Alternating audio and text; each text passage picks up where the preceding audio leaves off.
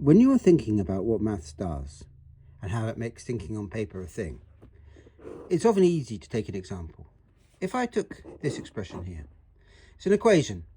Now, if I'm lucky, some of you might be able to work out in your head what it is, or you might be able to just plug in examples. And I've known kids sit there and literally plug in different examples, different things x could be. You can actually, using a certain set of keys on your calculator, get your calculator to give you all the answers to the expression that. And that would solve it perfectly well. It would be a solution that kind of started from where you were, and by plugging things in, thought back to where you began. You can actually solve it if you know the right buttons to press on a calculator as well, but it's a little bit techy. Both of those, then, if you like, are front ways. They're a way of directly assaulting the question. What algebra does is to use the piece of paper to go backwards and to dissolve this equation into two very different ones, both of which you will be able to solve in your head, but I'm going to insist on writing down. So you have that equation, which you probably automatically know is 9. A number plus 1 is 10, the number's 9. We might write 3x equals 10 minus 1. That's the stage.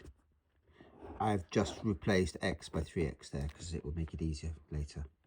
So that's 9. And then if I have 3x equals 9, if I'm lucky, you'll know that x is equal to 3 because it is 9 divided by 3. And so written there, you actually have the stages to solve an equation. I used to call them rule 1 and rule 2. Rule 1 simply says, if you have that one, take things across the equals and change the signs to get x's on the unknown, all the unknowns on one side, all the knowns on the other. 3x equals 10 minus 1, 3x equals 9. And then the other line, exactly the same, equals 9 divided by 3, x equals 3.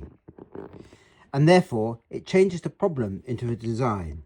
All equations look the same. They all look like that, going down slightly in a kind of triangle. I can't get it right with this pen today, never mind. They all look the same. It doesn't matter how hard they are.